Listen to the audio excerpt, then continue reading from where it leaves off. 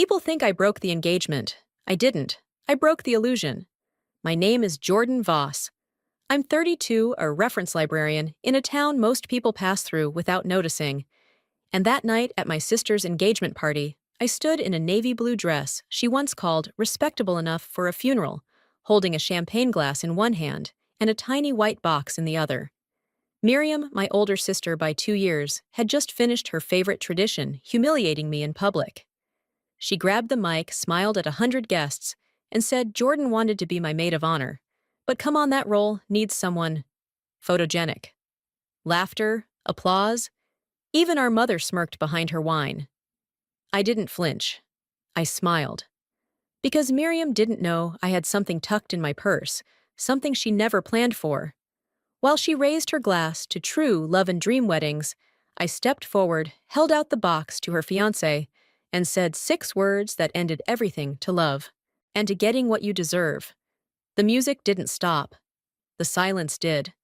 It crawled over the crystal and candlelight, over the last bite of duck à l'orange, over her perfect makeup and his perfect tuxedo. And by the time the projector flickered to life, I was no longer her shadow. I was the one with the light. The ballroom at the Delacroix Hotel shimmered with all the money Miriam never had to earn. Gold uplighting imported roses, a custom champagne wall. It was a gallery of curated perfection. I stood near the dessert table, the one place no one lingered too long, pretending to admire the chocolate fountain, while scanning the room. I saw her before she saw me, of course I did. Miriam never looked for me, unless she needed an extra pair of hands or a silent audience. She was laughing with Isaac, her fiancé, while the photographer caught every tilt of her head. She wore a backless silk gown that cost more than my monthly rent and a diamond the size of a gumdrop. When she finally spotted me, it wasn't with affection. It was with opportunity. She moved to the center of the room with a glass in one hand and a microphone in the other. Everyone she chirped if I could have your attention just for a moment. The crowd hushed with the ease of people trained to obey wealth and beauty. I just want to thank you all for being here to celebrate this absolutely magical engagement, she beamed. And of course, what would a bride be without her tribe? She turned to where I stood, her eyes bright with venom. Now, tradition says the bride picks her sister as maid of honor, right? A few people chuckled knowingly. Well, this is awkward, she pouted theatrically. I did think about it. Really, I did. But then I realized I need someone photogenic, someone who doesn't look like she's in the before photo of a makeover show. Laughter exploded. Real cruel laughter. My fingers tightened around my glass, but I didn't drop my smile. I'd practiced it for years. Mom laughed too. Not loudly, but enough. Dad clinked his drink with some guy in a tailored suit. I saw Isaac look at me then, away jaw tight. And so, Miriam continued.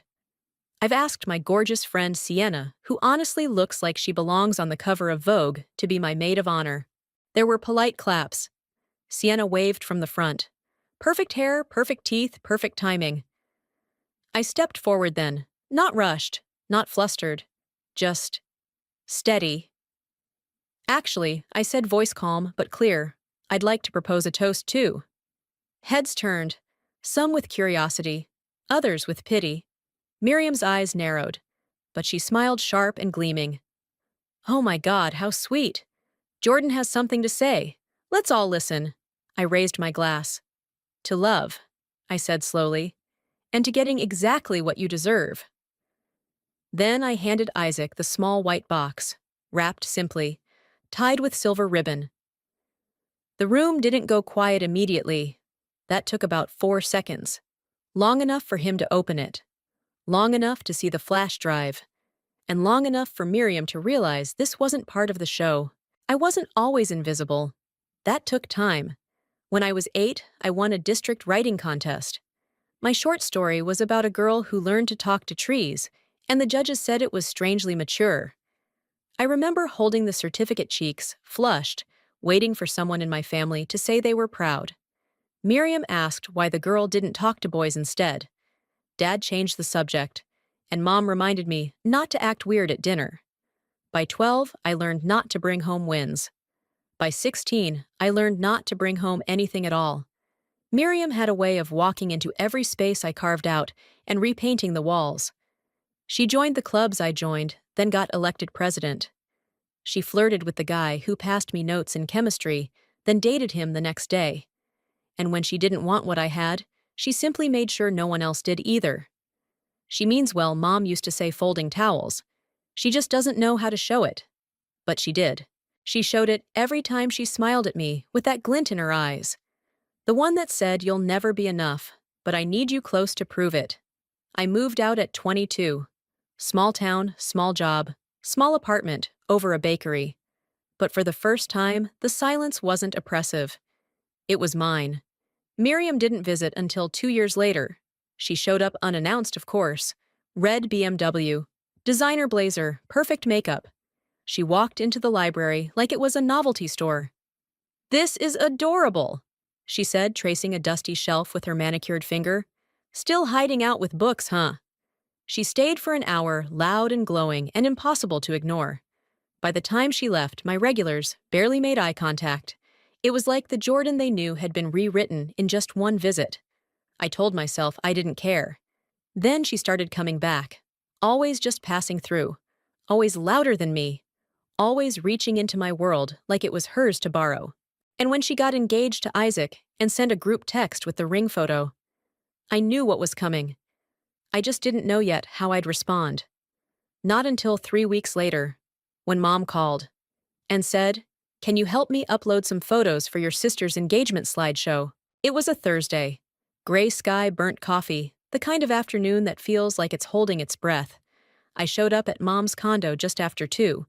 She was already knee-deep in photo albums, those bulky leather-bound ones she refused to digitize until now. "I promised Miriam I'd have everything uploaded by tonight," she said, scrolling helplessly on an old laptop that sounded like it was about to lift off. "She wants the slideshow to be emotional but flattering, whatever that means." I didn't ask. I just sat down and started scanning. It was supposed to be simple. Upload the baby pictures, crop out the red eyes, rename the files. I got through 3 albums before the screen pinged. A message popped up in the corner. "Chase, don't forget the champagne. He's working late again." I froze. The cloud account wasn't just Mom's. It was Miriam's. She had set it up, apparently, to make sharing easier, and she'd left it logged in. Another message appeared. "Chase, still can't believe he bought the prenup line. You're a genius." I clicked the message thread. For a moment, I told myself not to. That it wasn't my business. That even Miriam deserved privacy. But Miriam had spent 32 years making every inch of my life her business. So I clicked. And there it was. Hundreds of messages. Flirty, unfiltered, full of plans and secrets. Some from weeks ago, others from last night. Miriam, 2 years. Then I file. That trust fund will float us for life. Chase. You think he suspects Miriam Isaac, please. He still thinks I'm in love with his stupid eyes. My hands trembled. I scrolled faster. Then I found it a video. Taken in a hotel room. Miriam's face blurry with wine, her laugh loud and careless. Chase off camera. You sure you can pull this off, Miriam? Easy. He's already planning the honeymoon. And once that prenup gets buried, I just play the devoted wife until year 2. Then boom, settlement freedom, and we vanish. She took a sip, then added Jordan's helping with the slideshow. Can you believe that poor thing's just happy to be included? I sat there, the cursor hovering over the download button. This wasn't jealousy. This wasn't petty. This was premeditated fraud. And suddenly I wasn't just the sister anymore. I was the witness. I didn't sleep that night. The flash drive sat on my kitchen table like a live wire, humming with the weight of everything it contained. I stared at it through 3 cups of coffee and the slow dissolve of night into morning. Every time I blinked, I saw Miriam's face on that screen, laughing, gloating, dismantling people, like they were props in her private theater. I thought about calling Isaac. Just send him the video. Let him handle it. Quiet, clean. But no part of this was quiet. Miriam had never been quiet. She humiliated me, in public laughed louder, when others joined in and never once looked back. She needed her downfall to be witnessed. That was the only language she ever understood. So I made a plan. The engagement party was coming up fast. Saturday evening. Black tie-plated dinner signature cocktails the works. Miriam had mentioned she was frustrated with Isaac. He wasn't providing enough photos for the slideshow she wanted. "What's the point of having a fiancé if he won't let me show off?" she had whined during one of her library drop-ins. That gave me an opening. I texted Isaac the next day. "Hey, just wanted to help surprise Miriam. She's been stressing about the slideshow. If you have any good photos or clips, I can pull something together in time for the party." He responded within an hour. "You're a saint. I'll send over a folder tonight. She's lucky to have you." I wanted to laugh. Or scream. Instead, I waited. That evening, I opened the email dozens of photos and short videos. Vacations, candlelit dinners, lazy Sunday mornings. In the early ones, Isaac looked happy. But in the recent ones, his eyes looked tired, distracted, already starting to drift away from whatever fantasy Miriam had constructed. I built a decoy slideshow, romantic music, soft fades, glowing memories. And then I created another, the real one. I embedded the video in the file, included a few choice screenshots of the messages. I didn't add commentary. I didn't need to. The truth in its rawest form was already louder than anything I could ever say. By Friday night, it was done. All that was left was to choose what to wear. I picked the navy dress Miriam once mocked for looking like something a teacher would wear to a funeral. Perfect. Because this wasn't a celebration anymore. It was an ending. Saturday arrived like thunder behind glass, quiet but heavy. The Delacroix ballroom was even more extravagant than I remembered. Waiters floated by with trays of oysters and champagne. Every table had its own monogrammed menu and centerpiece of white peonies flown in from somewhere too expensive to pronounce. And Miriam was radiant. Her dress clung in all the right places, her hair swept into effortless waves, her laughter bubbling just loud enough to dominate any space. She didn't notice me at first. Why would she? I blended in exactly how she liked, subdued, simple, forgettable, which made it even better when I finally stepped into view. Her eyes flicked toward me and stayed just long enough to register the dress. Then came the smile. The kind people give before a punchline. "Jordan," she sang, "you made it. I almost thought you'd skip it, given how you feel about being around happy people." I smiled back. I wouldn't miss it for the world. And I meant it. The room pulsed with soft jazz and clinking glassware. I stayed near the back, watching, waiting. Isaac moved through the crowd like someone half there. He greeted guests, shook hands, smiled. But he never looked at Miriam for long. I wondered if deep down he already knew.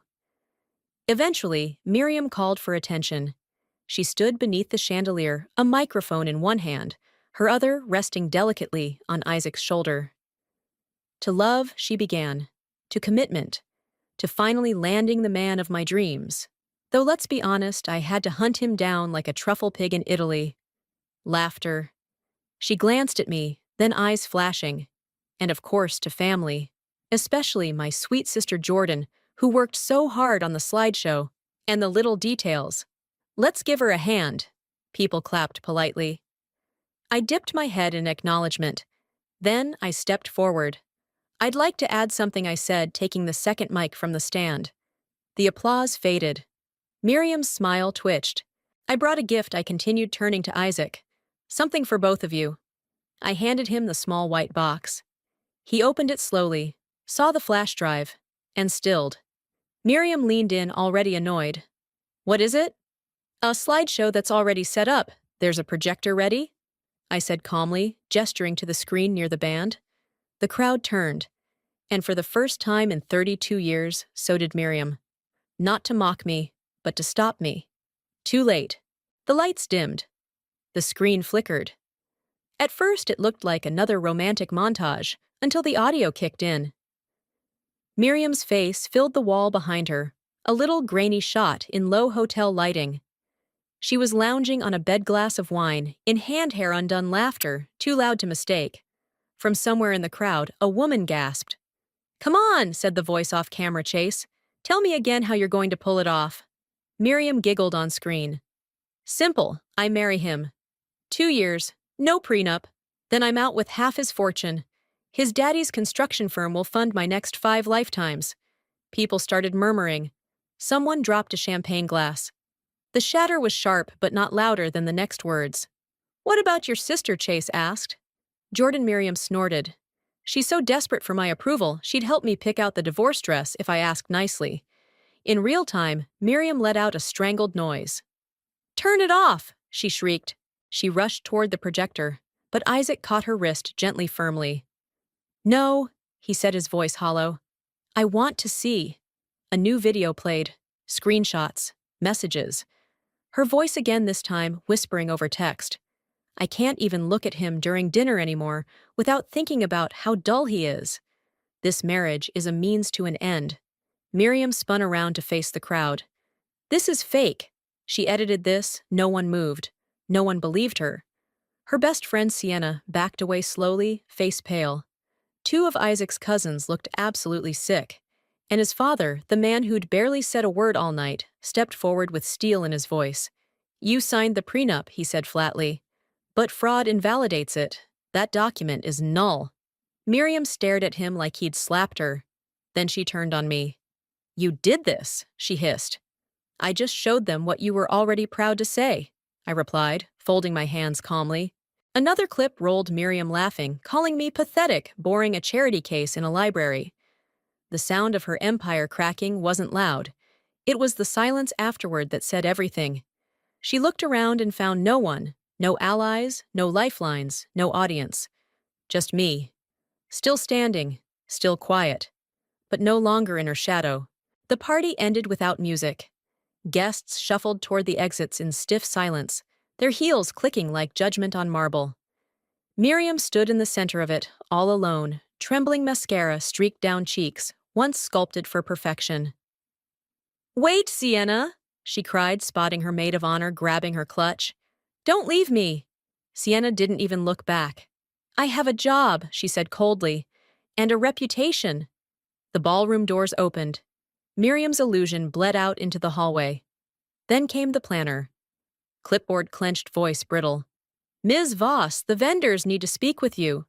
The florist, the venue, the catering. What? Miriam blinked.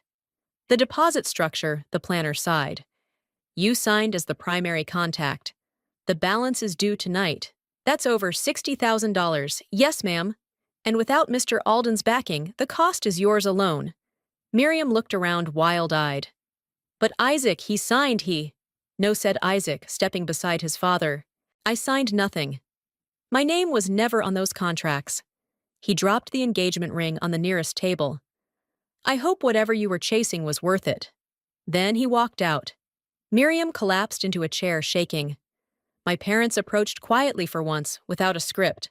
Mom's eyes were red. Dad looked 30 pounds older. She'll spin this, Mom whispered, not even looking at me. She'll say you tricked her. I didn't, I replied. You know that now. Dad nodded slow. We do. They turned to go. But this time no one followed them, not even her. Miriam stayed seated small in a room built to worship her drowning in the very excess she once weaponized. And I walked out steady, not triumphant, just free. The next morning, I woke to 17 missed calls. Most were from numbers I didn't recognize, reporters maybe, or distant relatives who suddenly remembered my name. I didn't answer a single one. I made coffee, opened the library, and greeted Mrs. Keller at the front desk like it was any other day. Because for me, it was. The storm had passed. Not with vengeance, not with fire, but with light. People always assumed I stayed quiet because I was weak. They were wrong.